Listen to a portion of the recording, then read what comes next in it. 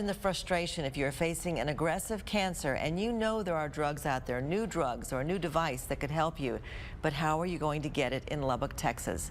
Well, the answer could be artificial intelligence, thanks to a new program soon to be launched through UMC and the Texas Tech University system.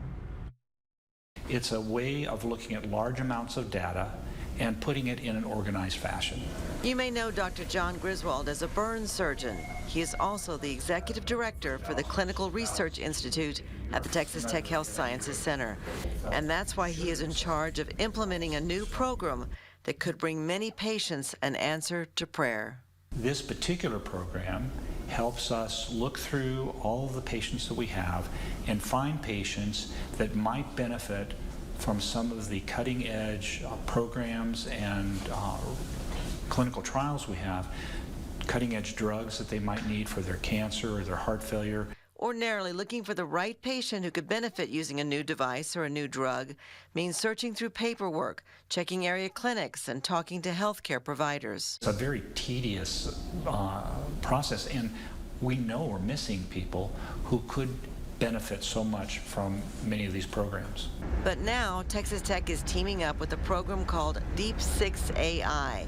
With HIPAA rules in place, it uses artificial intelligence to save time, because when something new could treat an aggressive cancer, time is precious. Deep 6 AI will help us look within just a click of a button for patients who might be candidates so that we can approach them and see if they're interested. There are already programs out there that can search for coded data. That's the way each patient's diagnosis and treatment is documented. But Dr. Griswold says Deep 6 AI goes beyond the code.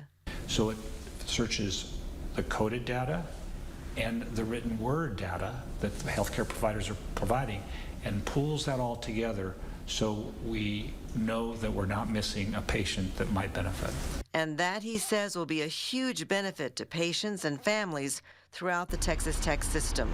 The safe and approved therapies will start with clinical trials at UMC, helping patients avoid the long wait they could have faced otherwise. And these patients may have to wait 7-10 years for them to be available. Now they can participate in these programs and get the benefit of those drugs, and many times it's free. Dr. Griswold says they hope the program will be up and running sometime this fall, but for sure by the end of the year.